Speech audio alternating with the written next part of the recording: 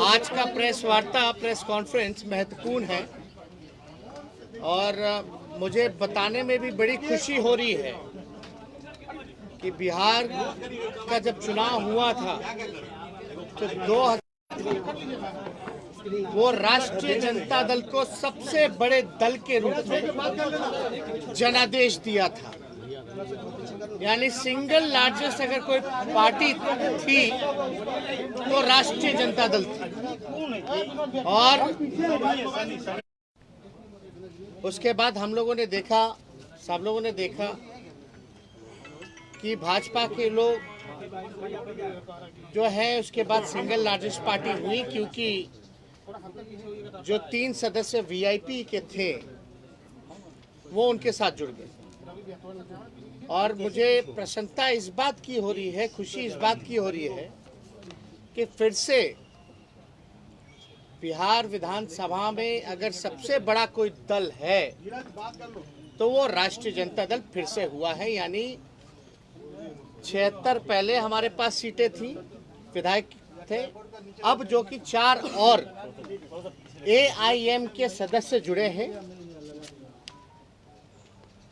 जोगीहाट से शहनवाज भाई, मोहम्मद अंजार नईमी जी बहादुरगंज से, मोहम्मद इजहार अशफी कोचाधामन साहब कोचाधामन से, और सईद रकनुद्दीन अहमद जो 22 से जो है, जो एआईएम में थे। यानी एआईएम को 5 सीटें मिली थी, जिसमें कि 4 विधायक, ये चारों विधायक राष्ट्रीय जनता दल में जुड़े हैं और पार्टी ने स्वीकार्यता दी है।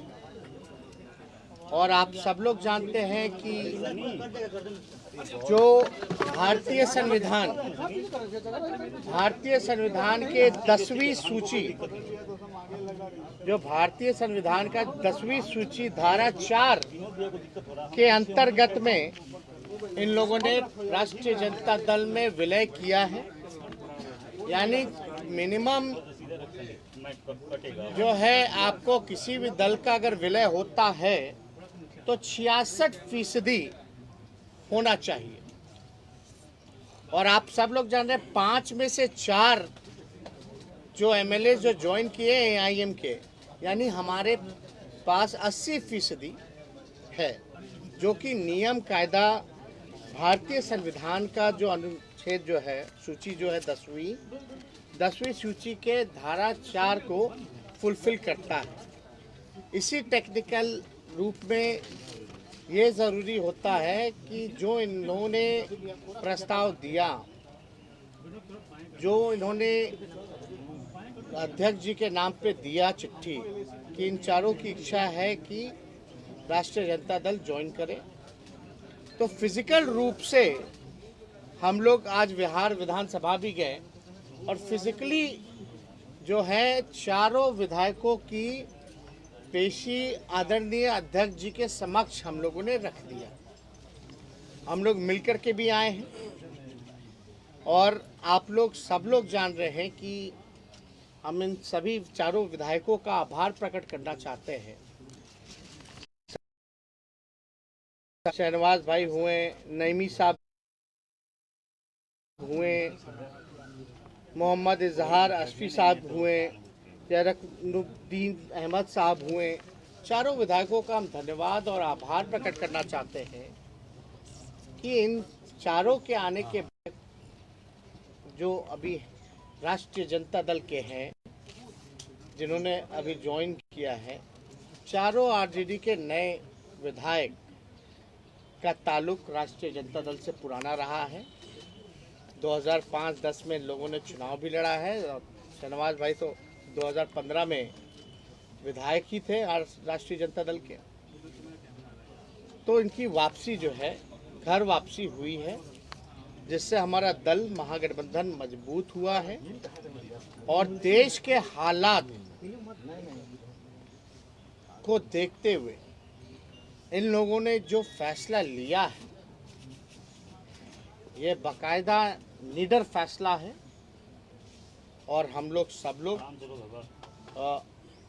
चारों जो नए राष्ट्रीय जनता दल के विधायक हैं उनको राष्ट्रीय अध्यक्ष जी से भी हम लोगों ने मिलवाया है। उनका भी आशीर्वाद सभी लोगों से प्राप्त हुआ, सभी लोगों पर। तो बड़ी खुशी की बात है कि फिर से पुनः इन लोग देश के हालात को देखते हुए इतना निडर फैसला लेते हुए पुराने घर में वापसी इन्होंने की है, इसलिए हम लोग दिल से इसका स्वागत करते हैं। तो क्या कर रहे? नहीं, हम चाहेंगे कि चारों जो विधायक हैं वो भी अपनी बात जो है आप लोगों के सामने रखें। उसके बाद जो सवाल का जवाब होगा हम सवाल का जवाब देंगे। अपना सर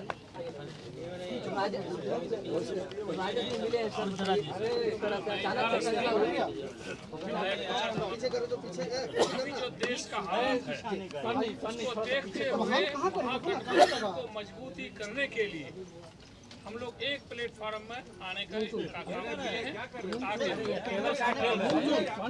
देश का जो हाल है वो देख रहे हैं। इसी की वजह से प्लानिंग पहले से चल रही है। ये अभी सवाल बाद में, पहले अपना बात रख लें। मैं मोहम्मद बावन बहादुरगंज से है। अभी जो मौजूदा हालात में जो देश का परिस्थिति है इसको देखकर लोकतांत्रिक ताकत को मजबूत करने के लिए हम लोग तेजस्वी जी के नेतृत्व में हम लोग राजद को ज्वाइन किए हैं और इसमें बहुत अच्छा रोल रहा हमारे संजय जी का भी, जो हम लोग इस पार्टी में आए और ये बहुत ये अहम फैसला था जो प्रदेश के लिए भी ये साबित होगा। वक्त आने पर पता चलेगा कि हम लोगों का जो मंशा था महागठबंधन को मजबूत करना, प्रदेश को मजबूत करना और देश के हालात को देखते हुए हम लोगों ने ये कदम उठाया। तेजस्वी शाहनवाज जी हैं, आप लोग जान ही रहे हैं, हम लोगों के पार्टी के कद्दावर नेता रहे और सीमांचल के जो गांधी कहलाते थे स्वर्गीय तस्लीमुद्दीन साहब, उनके ये शहजादे हैं, छोटे पुत्र हैं। तो हम चाहेंगे कि अपनी बात रखें। देखिए, चारों लोगों को MIM ने मौका दिया, हम इसके लिए उनका शुक्रगुजार करते हैं। दूसरी बात, आप देखे होंगे जो मौजूदा चुनाव अभी कुछ वर्ष पहले हुआ, आप बंगाल का चुनाव देख लीजिए, आप उत्तर प्रदेश का चुनाव देख लीजिए, उत्तर प्रदेश का चुनाव देख लीजिए, तमाम सेकुलर ताकतें, हमारी पार्टी भी लड़ी थी जिस पार्टी में मैं पूर्व में था, सब लोग अल्पसंख्यक हो या सेकुलर लोग हो, तमाम लोगों ने सेकुलर फोर्सेस को मजबूत करने की कोशिश की। उसी क्रम में उसी दोनों प्रदेश का रिजल्ट को देखते हुए हम लोग जिस क्षेत्र से आते हैं, जोकीहाट से आते हैं, सीमांचल से आते हैं, वहाँ के अल्पसंख्यक, वहाँ के सेकुलर लोग चाहते थे कि हम तमाम लोग फिर से बिहार में जो सबसे मजबूत सेकुलर पार्टी है हम उसका हाथ को मजबूत करें, उनकी लड़ाई को आगे बढ़ाएं और सीमांचल की जो बदहाली है उसको सब लोग मिल करके दूर करें।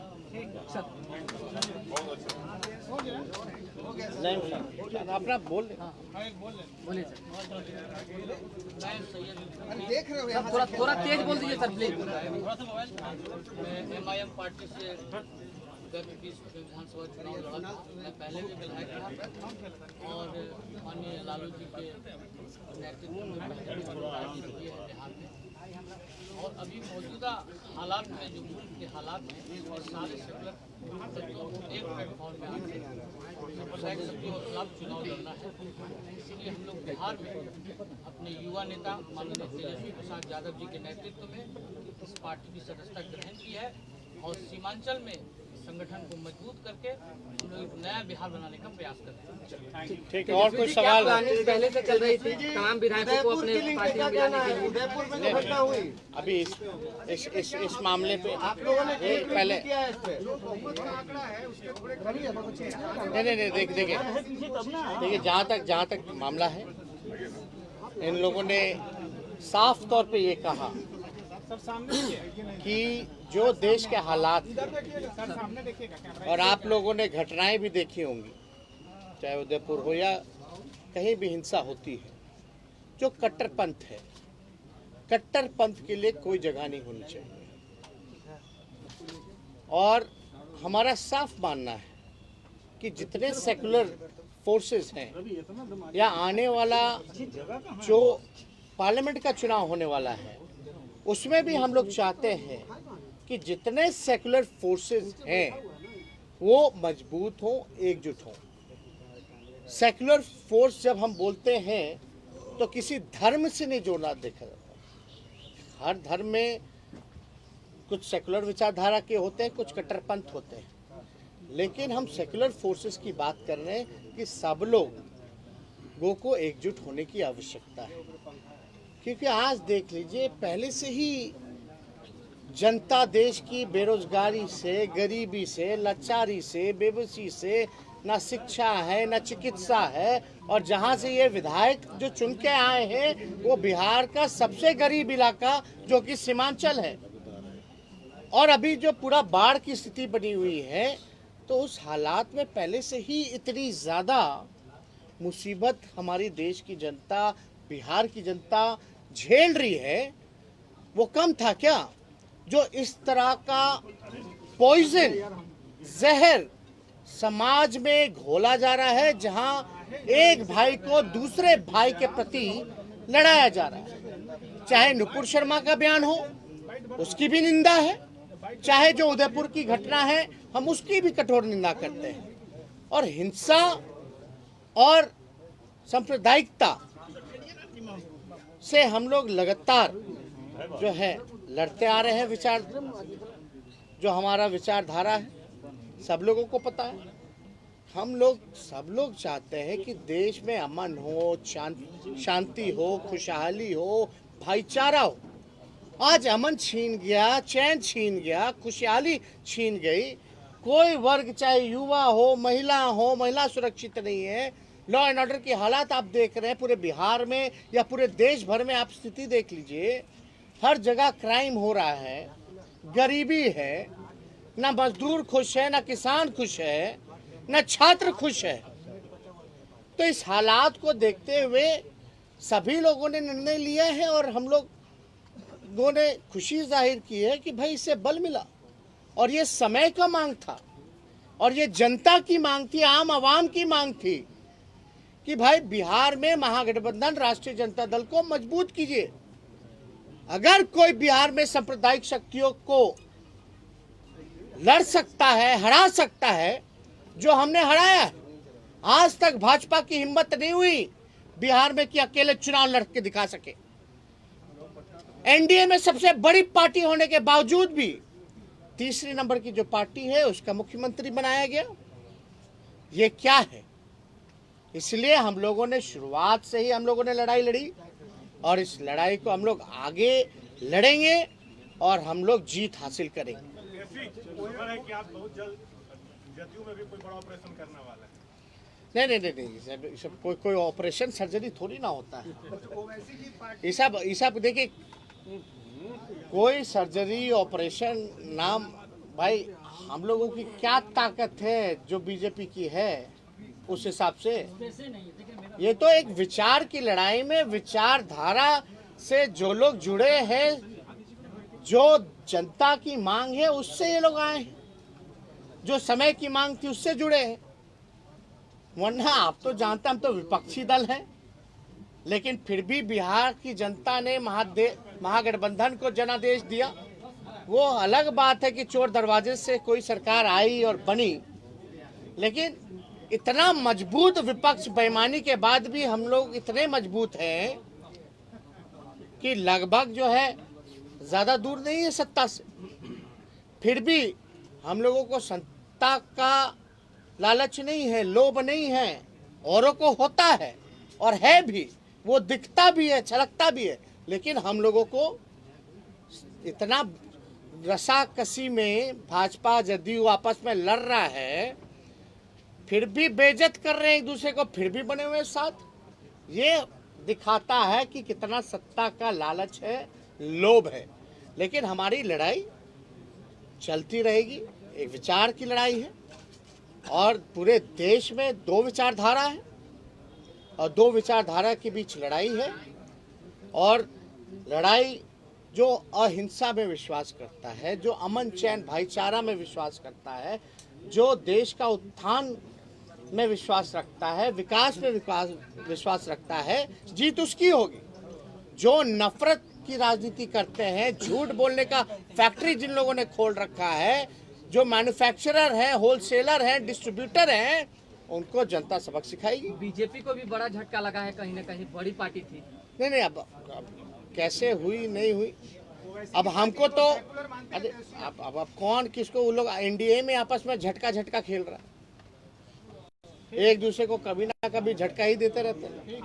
तो उसमें हमको नहीं, हमको अपना काम करना, अपने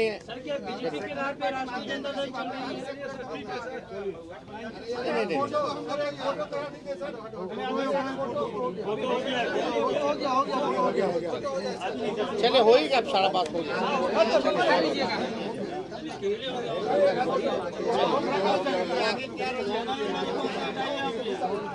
लड़ाई जारी है, संघर्ष जारी है, कारवां बनाते जाएंगे।